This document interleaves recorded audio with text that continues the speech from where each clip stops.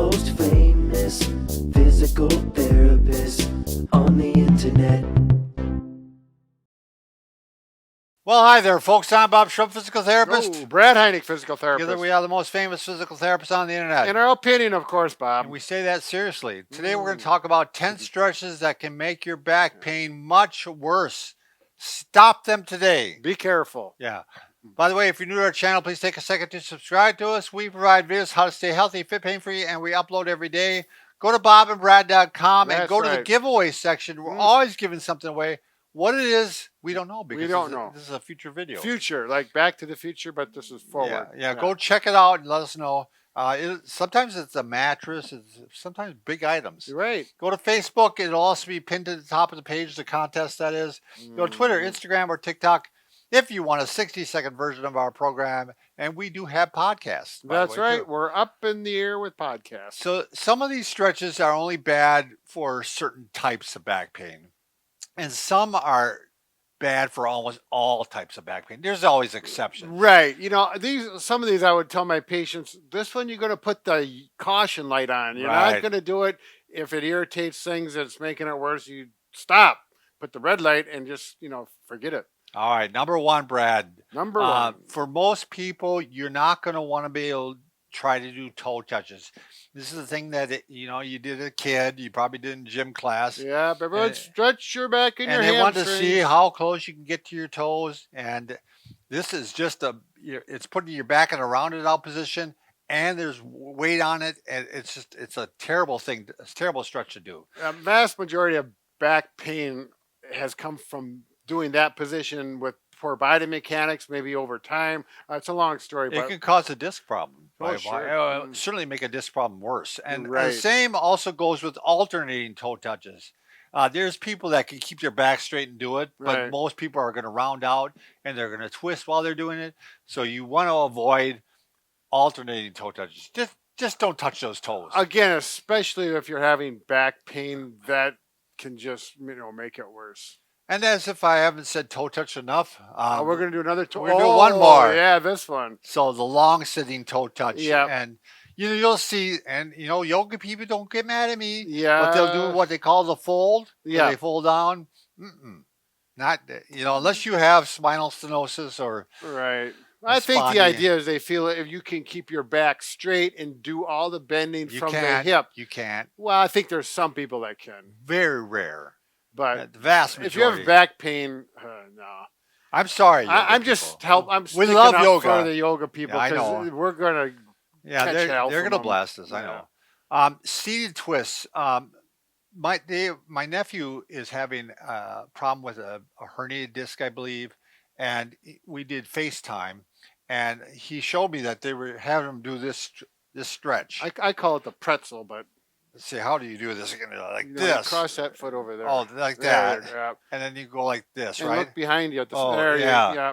It does good for the thoracic rotation stretch, which could be a good thing for a specific problem. thing. But if you were having low back, you're twisting and you're bending, it's just not a good twist to do. And I told my nephew right away, stop that one. I mean, he had 3 exercises they gave him to do. Yeah. It was the 3 worst exercises I would have. Was on the list?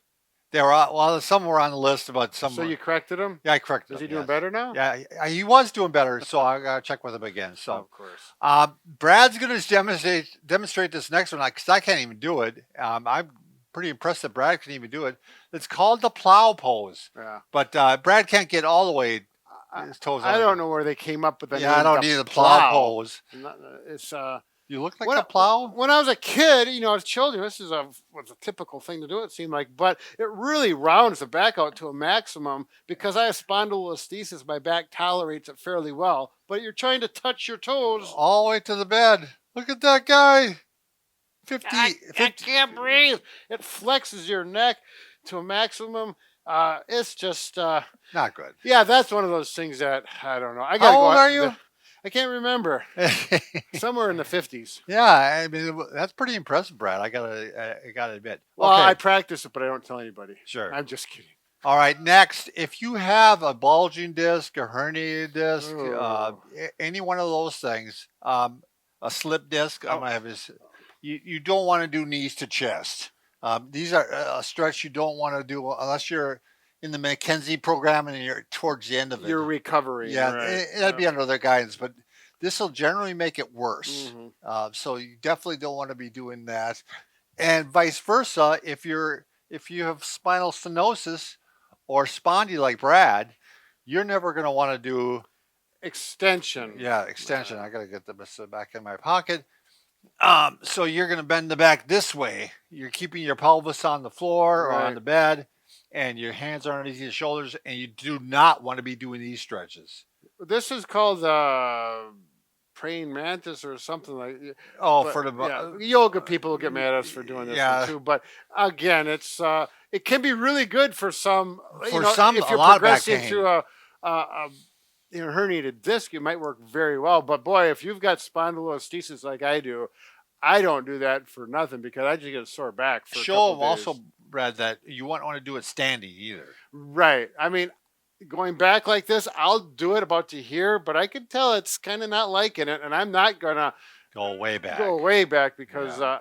if I'm like washing the ceiling or working on the ceiling above me, I'll get a sore back for the next day. All right, and that's usually a sign that that's not something you should be doing. Right. The next one, if you have a disc problem, I would recommend that you do not any stretching in the first hour that you get up, Sure. because while you're sleeping at night, your discs fill up with fluid, Right. so they're more vulnerable to being injured. There's more pressure on them. Yeah, And that's normal. That's a healthy Yeah. cycle of a disc. But when it's injured, it makes that injury more susceptible and more painful. So be careful in the morning. it's why you're taller in the morning than you are in the evening. Yeah, You're it's slightly true. too. It's a scientific fact. So avoid, at least for an hour until you're up and some of that fluid has pushed out, Mhm. and then you can go ahead and Yep. do stretches.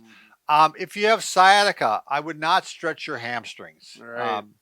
There's some exceptions to this, but for the most case, Brad, you want to show? Well, a lot of people will stretch your hamstrings like this, and you're just going to round your back. You're really stressing your low back, and if you keep it straight and you Yeah. can, I would just wait till your back feels better. Yeah, because the thing is, a lot of people think, well, I got pain down my leg, so I'm going to stretch the pain out. Exactly. That is not going to Right. work. That is Right. going to make it worse, and you're going to Right. Well, there's regret some it. exceptions to that too with flossing, but Sure. then there's some specific ways. Yeah, to you do got to it. have someone that knows what they're doing to Right. show you.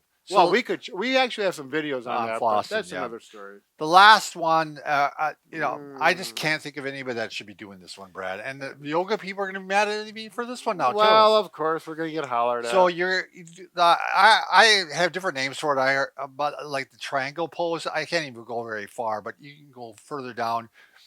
You're side bending, you're stressing the back. There's no good reason to do this, Brad.